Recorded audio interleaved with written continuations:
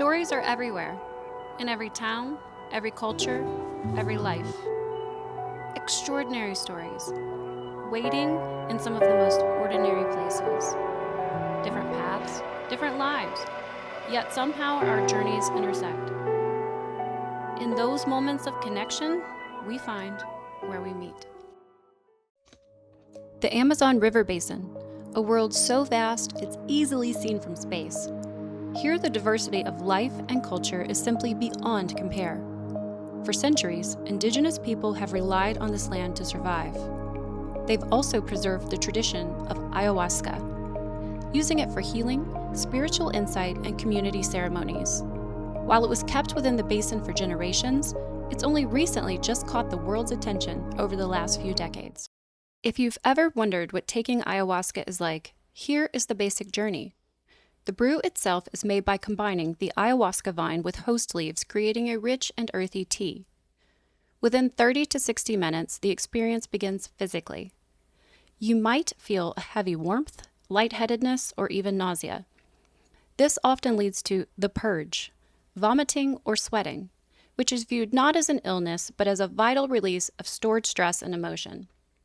Once the purge clears, the inner journey truly opens up, bringing vivid imagery, profound introspection, and intense emotional clarity.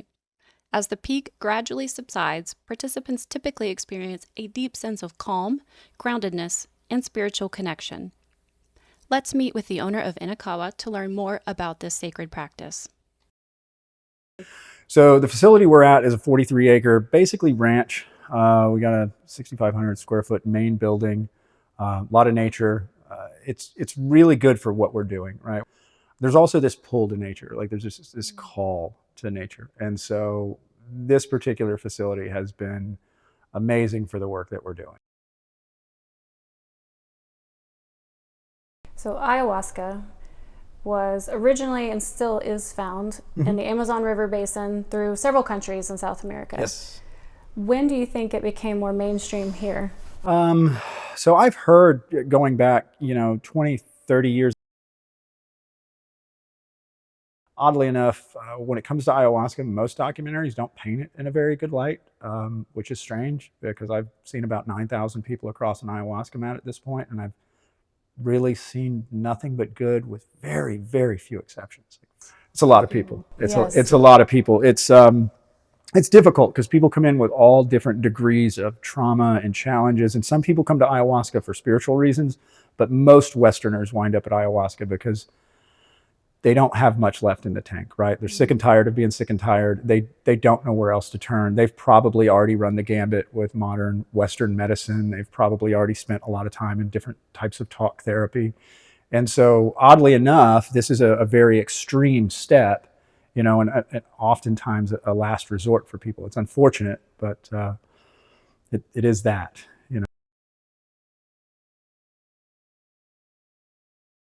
That's a good question. I'd say it's about 70-30. Out of 10 people, 3 of them are having some type of a divine experience, and they know it. They don't know anything about it, right? Something's happening. They're going through an awakening. They're starting to feel into those realms of existence that are outside of our everyday waking reality. They're looking for answers. Something's going on. Not many people can talk to me about this. I need to find answers. I do love working with those people because you generally see big enlightenment types of moments out of somebody that's already that spiritually sensitive. And the other 70% is usually it's trauma-based, right? We do a lot of work with veterans, a lot of work with first responders, whether you're a firefighter, a police officer, paramedic, you name it.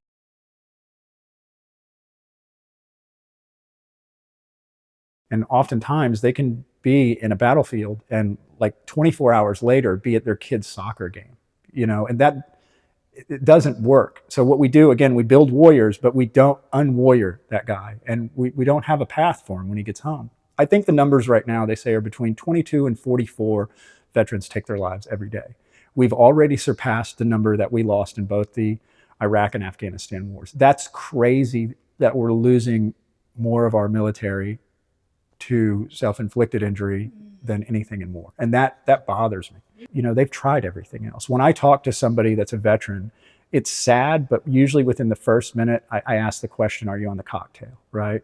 And the answer is either yes or no. And if it's yes, is it 10, 12, 15, 16, 20 pills? Like, what is it? And they'll inevitably tell me that it's not working. With more people stepping away from modern medicine, ayahuasca has become a part of a larger conversation, but opinions are still quite polarized.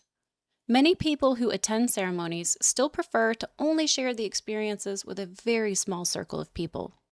The thing I don't like about the pharma side of stuff, first of all, they already have something called pharmahuasca, so they're already trying to put it in a bottle.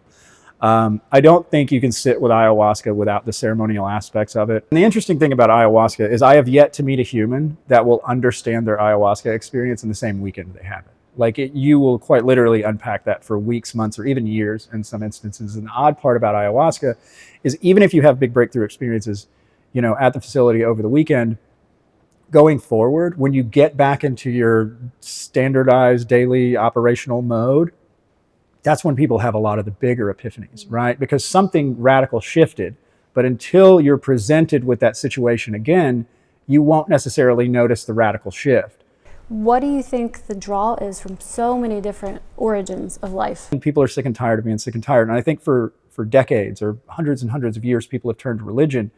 And I think it can be useful. But, something I often talk about is religion is an attempt to deliver signal, right? It's the medium on which, pure signal, which is source, we're trying to convey. People often believe that the book, because every one of them has a book, right? Every religion has a book. They believe that the book is the answer. And that's where the problem lies, because the book is a roadmap to the answer. The book is quite literally pointing to the answer. And so the difference between what we're doing and what a typical religion is doing is they're saying, hey, believe in this or have faith in this, and you'll be saved. And what I'm saying is, come sit on an ayahuasca mat and go see for yourself. For most people, for most Westerners, ayahuasca it's a very purgative experience. It's physical, it's energetic, it's spiritual, and a lot of times it's all happening at once. So it's quite a hair-raising ride to begin with. But if we can truly lean into the process, really embrace it, because a lot of it's hard. A lot of it's, you want it to turn off. You're not really excited that you're in that space. But if you open your heart and you embrace it, ayahuasca has a funny way of stripping away the layers of the story of me. The interesting thing about ayahuasca is it's not necessary for awakening. You can awaken through suffering. You can awaken countless ways, through yoga, meditation, breath work, countless ways. Ayahuasca is the fastest, most effective way to make it happen now. And what we're doing is flipping it on its head, right? We're saying, hey, drink this, I'll keep you safe, go look. And then the work to maintain or stabilize happens on the back end. Yeah. Honestly, if we do it right, if we do it well, the goal is not to get really good at ayahuasca. The goal is to use ayahuasca as a tool. She's a very effective tool, a lot of wisdom, a lot of knowledge. Comes at you with a lot of tough love, like a grandmother might, But again, the objective is to not get really good at it. It's to get to the point where we don't need it, hopefully sooner than later. And that has a lot to do with the aftercare work as well. But if you don't find a way to apply what you've learned through those journeys, it's just a matter of time before old ego patterns come right back online, and you're right back where you started. But if you do the work on the back end, you really truly can stabilize in very high states of consciousness where you won't need it again. And for us, it's very important. We employ licensed, certified psychedelic integration coaches. These guys know what they're doing, because it's very delicate work too. Ayahuasca is actually extremely safe for the human body. So I'll say it like this. So, cannabis has a theoretical dangerous limit, right? Ayahuasca has the same. There's a theoretical dangerous limit. The point being is that ayahuasca across the board is super safe until you start to mix it with stuff. Like, it's safe. Our bodies have receptors for both of the active ingredients in ayahuasca. There's an MAOI that comes from the ayahuasca vine itself, and our body processes that perfectly.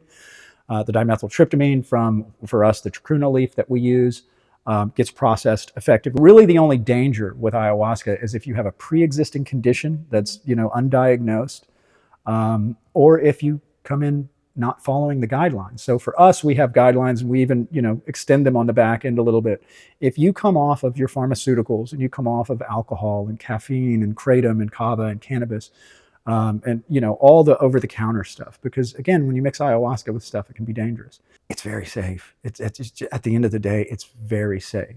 Now, when you're in there on your journey, it might not feel safe, but we do have a licensed paramedic on staff. We do have a medical intake process that requires them to fill out medical history information, what they're taking, what their diet looks like, because diet has a lot to do with it as well. And just give them all the tools that they could possibly need so they can squeeze the most out of these experiences, because they are very hard. Ayahuasca's tough, and most people aren't really looking forward to coming back. Some do, but most people wait till they feel the call. And when you do, it comes from your heart. Like, you quite literally feel it. Yeah, most of our problems are we make ourselves. And so when you sit with ayahuasca, again, that unpacking experience, when you can zoom out and see your life from a perspective that you haven't yet had before. There's this lovely human, I hope I get to meet him one day. His name's Adyashanti. He said, awakening, really all it does is it eliminates 95% of the human suffering that's optional. 5%'s not, right? If you lose a loved one, the human heart's real, it will break. That's a non-optional kind of thing. But if you're experiencing depression or anxiety or both, that's a function of not being present, and that's the 95%. If you're experiencing depression, because I've experienced depression at very deep levels, and it's just the ruminating on me not being worthy as a failure, right? And you just keep doing it, and it's this very serious downward spiral. But none of that's really going on. It's all just mental gymnastics. And if you get present, it all goes away. Ayahuasca has a funny way of forcing us into the present moment by taking away everything that we normally use to go off in this direction or that direction. When I woke up in 2017, I was an atheist. You couldn't have sold me God. Like, I wouldn't have bought, I didn't want anything to do with spirit, source, God, spirituality, anything. And then one night in the summer of 2017, God ran over me in a freight train, and it was I was like, oh, whoops.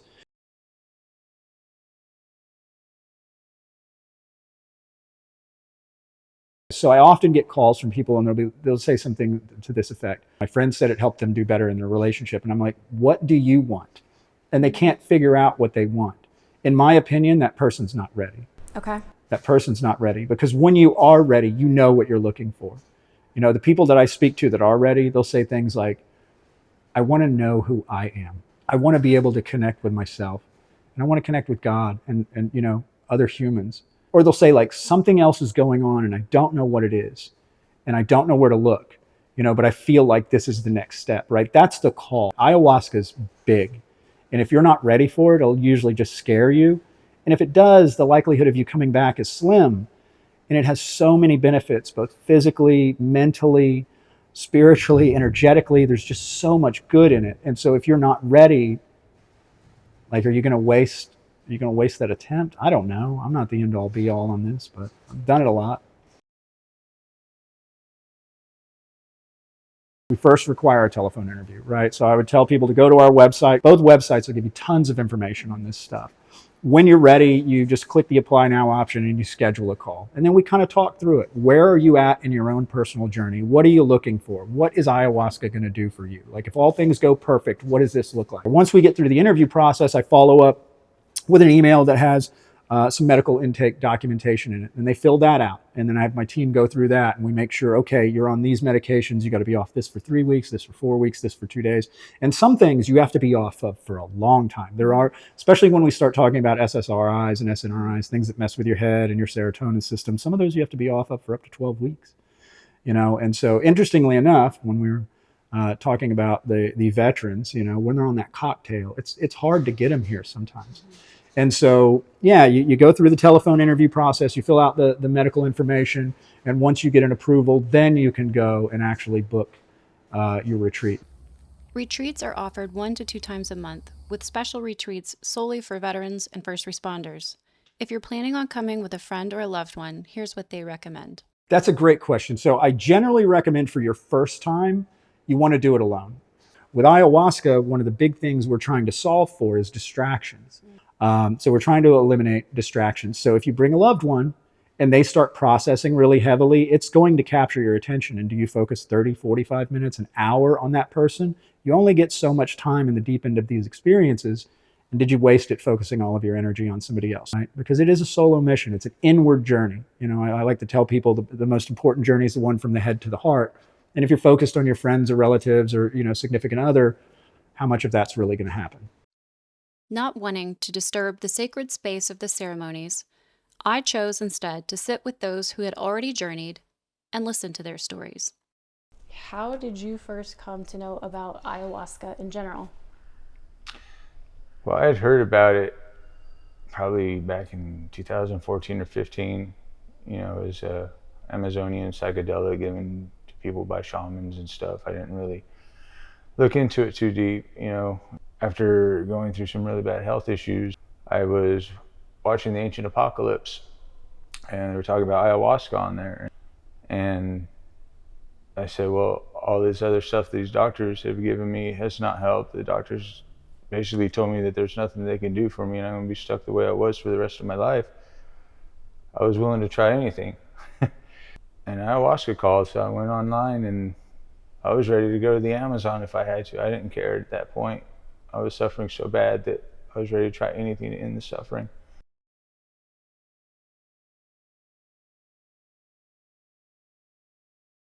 What happened on that map was nothing short of a miracle, but as he explains, it did not come easy. The first part of my journey was horrifying. It was so hard going through this darkness and trying to surrender and just trying to let go. Once I was able to surrender and let go, then I experienced the pure bliss of love. I experienced the oneness. To experience that was worth going through that darkness. It's the only way out is through. You have to go through it. Well, the before me died on the mat. It was interesting because I was reading my Bible before I attended ceremony, and I read in John chapter 14, verse 20.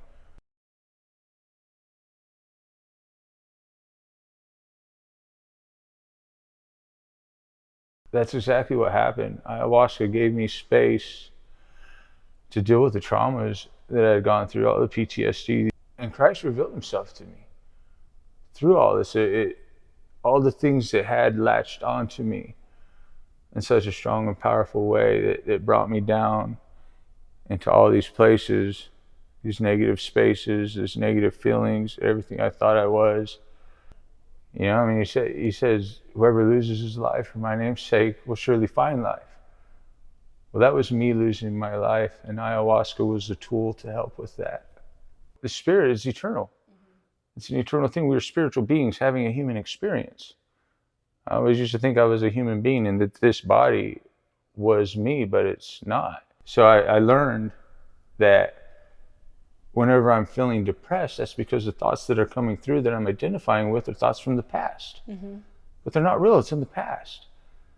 And then whenever I'm dealing with the anxiety, I'm thinking of thoughts and latching onto thoughts that are of a supposed futuristic events that my mind is telling me, well, what if this happens? What if that happens? The only thing that's real is here right now. Did you say you got this far in your progress through one, journey, or how many have you done at this point? I sat in ceremony last July, and that was the first time I sat, and I haven't sat since. So once people got to know the new you, how were those relationships? It's been a journey. Whenever I first came back, I was still trying to, comprehend what was taking place and all these new revelations coming through and this whole new freedom, this love, this energy, the joy, the peace that I'd never experienced it before like this. With friends and family still processing the obvious changes, he faces it with a deep love and forgiveness because he knows they can't fully understand something they have not experienced themselves. It's not their fault. I don't blame them for it. Because that's the same exact reaction I probably would have given in the past as well. Yeah, everybody's on their own path. God is working. Everybody's on their own journey. I've cried my heart out in church so many times, and I'm thankful for all of that. because it got me to where I'm at now. All of my hardships, all my troubles, going through cancer, all the chemo, the turmoils, the injuries, the body pain, everything that I've been through, I'm thankful for it because it got me here. It's just like gold. You know, you got to put gold in the fire in order to get the impurities to rise up so you can remove those impurities. It's a great awakening. Yes. Christ has always been within us. We just forgot who we were. I forgot who I was. And ayahuasca helped me to remember. It pulled back the veil, pulled back the curtain enough, and allowed me to take a peek to remember who I was.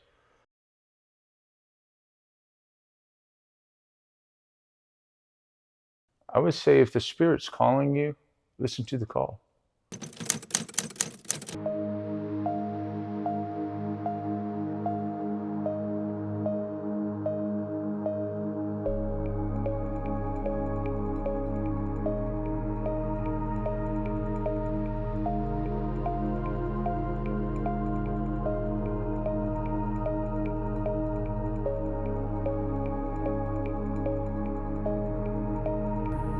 From the moment you turn onto the dirt path, before you even lay eyes on the beautiful Inakawa facilities, you begin to feel a peace.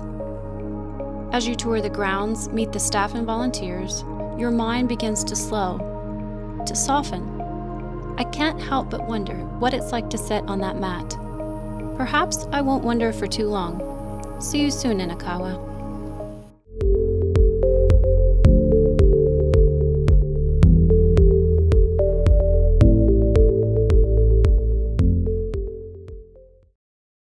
It felt like Obviously. home. It really Yeah. did. I felt very at home. Yeah. Yeah, from the second I turned down that road, I was like, ooh, Yeah. this is going to be a great weekend. Yeah, it was awesome. Thank you for being here. Yeah, you're welcome anytime. Thanks. I appreciate it. All right.